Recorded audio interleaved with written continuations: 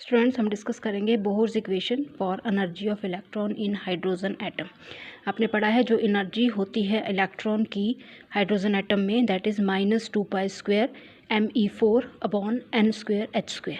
तो वो जो एनर्जी है वो कैसे निकली हाइड्रोजन एटम के लिए nth ऑर्बिट में, वो बोहर्स ने क्लैरिफाई किया and that is equation is known as Bohr's equation. तो Bohr's equation is nothing but it is the equation for calculating energy of electron in hydrogen atom according to Bohr's model. सबको पता है postulate of Bohr's model. जो सबसे पहला postulate था Bohr's model का वो था कि जो इलेक्ट्रॉन होते हैं जिनका चार्ज नेगेटिव होता है वो रिवॉल्व करते हैं around the nucleus in orbit of radius R. ठीक है, that is called electron of negative charge revolve around the nucleus in certain selected circular path.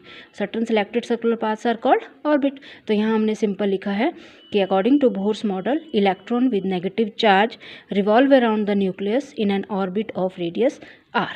अब आपको पता है चार्ज ऑन द न्यूक्लियस कितना होता है +Ze। अब जब इलेक्ट्रॉन न्यूक्लियस के चारों ओर घूम रहा है स्टूडेंट्स, तो वहाँ पे दो तरह की फोर्सेस ऑफ अट्रैक्शन आ रही हैं। ठीक है, एक आ रही है इलेक्ट्रोस्टैटिक फोर्स ऑफ अट्रैक्शन और एक आ रही है सेंट्रीफ्यूगल फोर्स ऑफ अट्रैक्शन। जो इलेक्ट्रोस्टैटिक फोर्स ऑफ अट्रैक्शन है वो अपोजिट चार्जेस के बीच में आती है। Electron negative charge, nucleus positive charge, उनके बीच में आई इलेक्ट्रोस्टैटिक फोर्स ऑफ अट्रैक्शन। उसकी वजह से इलेक्ट्रॉन टुवर्ड्स द न्यूक्लियस जाएंगे। ठीक है, दूसरी होती है सेंट्रीफ्यूगल फोर्स। सेंट्रीफ्यूगल फोर्स जो है वो टेंड करेगी to throw electron out of the orbit. ठीक है, तो centrifugal force throws electron out of its orbit, कि जिस पर्टिकुलर ऑर्बिट में इलेक्ट्रॉन घूम रहा है उससे उसको थ्रो करके वो या तो हायर लेवल में जाएगी या लोअर लेवल में लेके जाएगी। राइट, तो दो तरह की फोर्सेस ऑफ अट्रैक्शन है, इलेक्ट्रोस्टैटिक एंड सेंट्रीफ्यूगल। अब एक पर्टिकुलर ऑर्बिट में घूमने के लिए, एक सर्टन सिलेक्टेड सर्कुलर पाथ में घूमने के लिए, जिसको आप स्टेशनरी स्टेट बोलते हो, इलेक्ट्रॉन की जो इलेक्ट्रोस्टैटिक फोर्स ऑफ अट्रैक्शन है वो सेंट्रीफ्यूगल फोर्स के बराबर होनी चाहिए। दोनों बैलेंस होनी चाहिए। अगर बैलेंस नहीं होंगी तो इलेक्ट्रॉन जो है एक पर्टिकुलर ऑर्बिट में नहीं घूमेगा। राइट, तो इलेक्ट्रॉन को एक पर्टिकुलर ऑर्बिट में रहने के लिए दोनों फोर्सेस बैलेंस होनी चाहिए। सेंट्रीफ्यूगल फोर्स होती है mv²/r और जो इलेक्ट्रोस्टैटिक फोर्स होती है वो दो अपोजिट चार्जेस के बीच में होती है। वो आप देख सकते हो, Ze हो गया न्यूक्लियस का चार्ज, E इलेक्ट्रॉन/r²। तो इलेक्ट्रोस्टैटिक फोर्स क्या बन गया Ze²/r²। ठीक है, सेंट्रीफ्यूगल बन गया mv²/r, इलेक्ट्रोस्टैटिक बन गया Ze²/r²। एक पर्टिकुलर ऑर्बिट में रहने के लिए दोनों बैलेंस होनी चाहिए। तो आपने क्या कर लिया, दोनों को इक्वल कर लिया, mv²/r Ze²/r²। यहाँ से आपने किसकी वैल्यू निकाल दी, v² की। ठीक हो गया। उसके बाद आपने बोहर्स मॉडल लगाया जो बोलता है, थर्ड पोस्टुलेट जो था कि जो एंगुलर मोमेंटम होता है इलेक्ट्रॉन का mvr, that is whole number multiple of quanta, n is whole number value 1 2 3 4। Right, whole number में इसकी वैल्यू होगी। वहाँ से आपने v की वैल्यू निकाल दी और आपने फिर v² कर दिया। अब आपके पास इक्वेशन 3 में भी v² है, इक्वेशन 5 में भी v² है। दोनों को इक्वल कर लिया। फ्रॉम इक्वेशन 3 एंड इक्वेशन 5 आपने दोनों को इक्वल कर लिया। उसके बाद आपने यहाँ से Ze² की वैल्यू निकाली इस तरह से। ठीक है, इक्वेशन 3 और इक्वेशन 5 को जब आपने इक्वल किया तो आपके पास Ze² की वैल्यू आ गई और वहाँ से आपने r की वैल्यू निकाल ली, रेडियस। अब आपको पता है Z जो होता है वो न्यूक्लियर चार्ज होता है, प्रोटॉन का नंबर होता है जिसको आप एटॉमिक नंबर बोलते हो। हाइड्रोजन के लिए Z की वैल्यू 1 होती है। अगर आप nth ऑर्बिट में रेडियस निकालो तो कितना आया, n²h²/4π² me²। Z is equal to 1 for hydrogen atom. Total energy होती है kinetic energy plus potential energy. Kinetic energy half mv², potential energy -Ze²/Rn, radius of nth orbit. ठीक है स्टूडेंट्स, अगर आप इक्वेशन 3 को देखो तो वो बोलती है आपको mv² is equal to Ze²/Rn। ठीक हो गया। फ्रॉम थर्ड इक्वेशन mv² की वैल्यू आपके पास आ गई, उसको आप इक्वेशन नंबर 7 में पुट करो, you can calculate the total energy. ठीक है, आपने कुछ नहीं किया, इक्वेशन 3 से mv² की वैल्यू निकाली और उस एम वी स्क्वायर की वैल्यू को आपने इक्वेशन नंबर 7 में पुट किया and you will calculate the total energy of electron in hydrogen atom.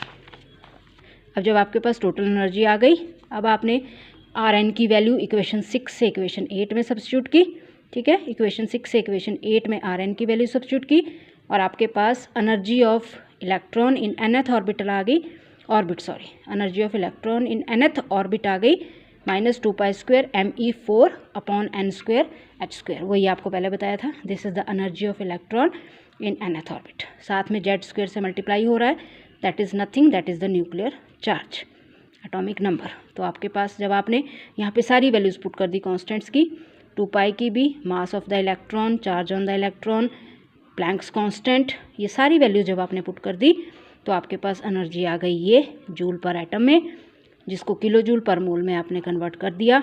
तो आ गई एनर्जी 1311.8/n², जिसको आप लिख सकते हो -1312/n² किलो जूल पर मोल।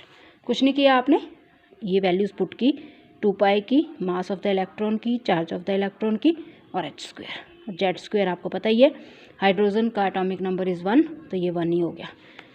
उसी के साथ अगर हाइड्रोजन लाइक आयंस होंगे तो एनर्जी क्या आ जाएगी, -2π² me4/n² h²। ये तो सेम ही रहेगी, z² से मल्टीप्लाई होगा, क्योंकि हाइड्रोजन के लिए z की वैल्यू 1 होती है, तो वहाँ तो 1 का स्क्वायर 1 हो गया।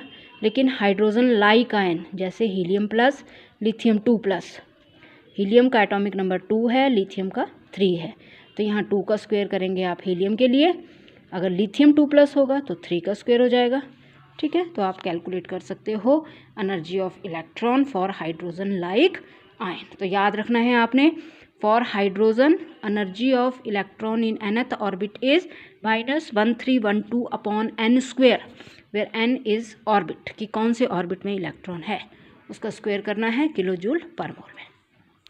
हाइड्रोजन लाइक जो आयन होते हैं उनके लिए आपने कुछ नहीं करना, सिर्फ z² से मल्टीप्लाई करना है, ठीक है। z is atomic number, that is उसका स्क्वायर करना है आपने, ठीक हो गया।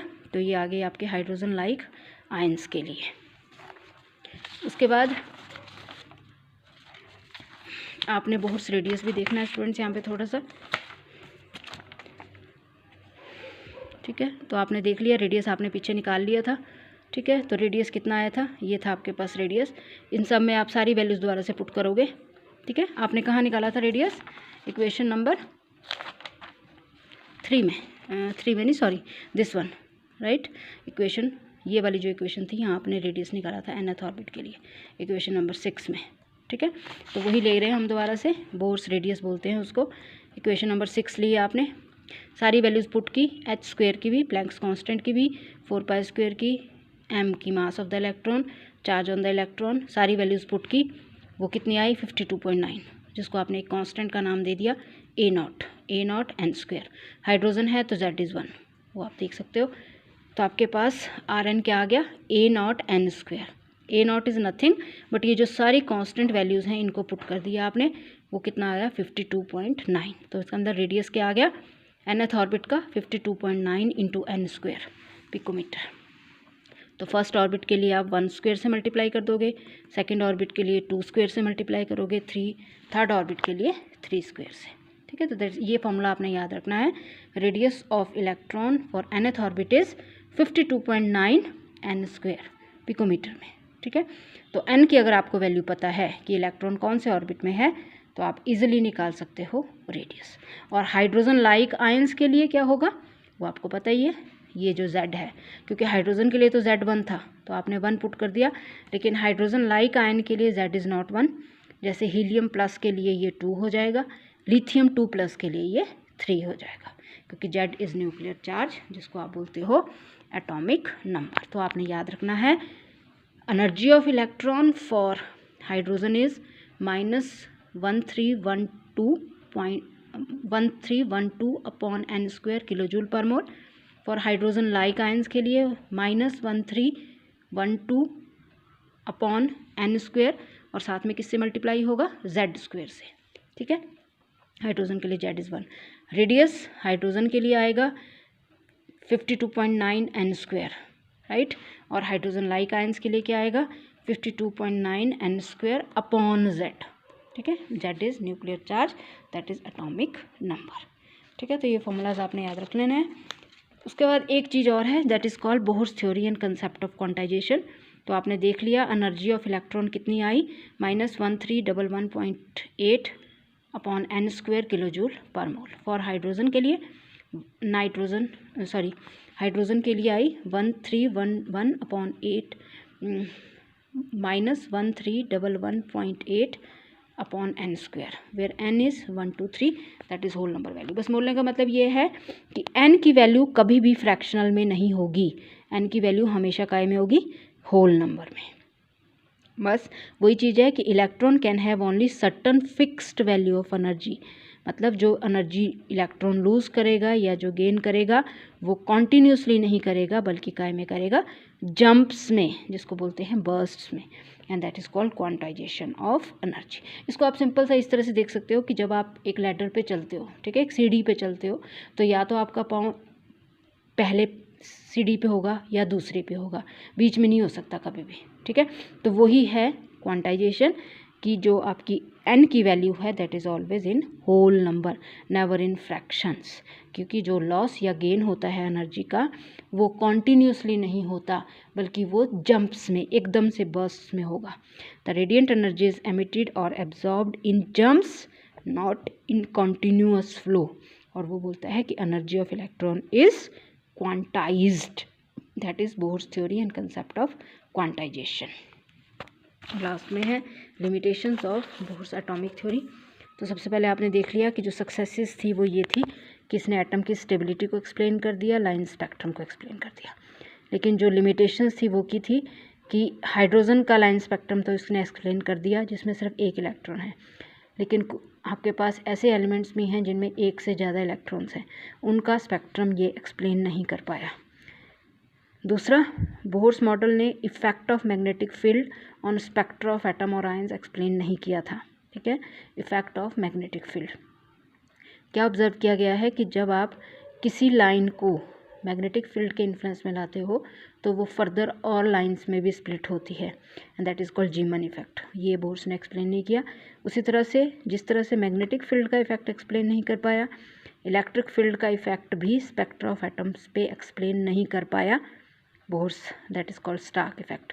तो ना जीमन इफेक्ट एक्सप्लेन कर पाया, ना स्टार्क इफेक्ट। और चौथी लिमिटेशन थी कि बोहर ने इलेक्ट्रॉन को पार्टिकल लिया था, लेकिन बाद में कंसेप्ट आया कि इलेक्ट्रॉन पार्टिकल हैं लेकिन इलेक्ट्रॉन वेव भी होते हैं। इलेक्ट्रॉन का ड्यूल नेचर होता है, particle as well as wave. तो वो बोहर्स मॉडल एक्सप्लेन नहीं कर पाया। ठीक है, तो ड्यूल नेचर जो थी मैटर की, क्योंकि electron is a matter, right, dual nature of matter या किसी भी माइक्रोस्कोपिक पार्टिकल की होती है dual nature, that Bohr's can not explain. तो दीज आर द लिमिटेशंस कि एक इलेक्ट्रॉन का स्पेक्ट्रम एक्सप्लेन कर पाया लेकिन ज़्यादा का नहीं, Stark effect, Zeeman effect and dual nature, these are the limitations. और सक्सेसेस तो आपने पहले डिस्कस कर ली कि इसने सक्सेसफुली एटम की स्टेबिलिटी को एक्सप्लेन किया था। उसी तरह से line spectrum of hydrogen was also explained. ठीक है, तो this was all about Bohr's model. Next अब हम हमारे जो आपके सिलेबस में है next, that is dual nature of matter, वो हम डिस्कस करेंगे नेक्स्ट वीडियो में। Thank you.